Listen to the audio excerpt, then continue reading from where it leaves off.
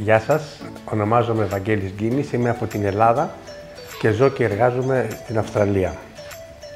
Μόλις ολοκλήρωσα τις προσθετικές εργασίες στα διεθνώς αναγνωρισμένα για την υψηλή τους ποιότητα οδοντιατρία Dents, χρειαζόμουν κάποια implants, επιτεύγματα δηλαδή, χρειαζόμουν θήκες, κορώνες, γιατί είχα χάσει τα δόντια μου στην προ-COVID εποχή, περίοδο, και λόγω του lockdown δεν μπορούσαμε να μετακινηθούμε. Τώρα σιγά σιγά ήρθα σε επαφή με τα Dents για τις υψηλής ποιότητας ιατρικές υπηρεσίες που προσφέρει και για το χαμηλότερο φυσικά κόστος.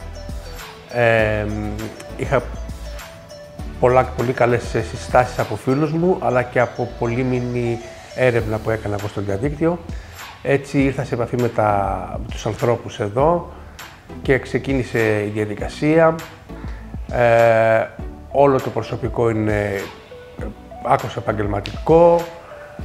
Οι γιατροί είναι γιατροί με βαριά βιογραφικά, με προϋπηρεσία σε Αμερική, σε Ευρώπη και σε άλλες χώρες.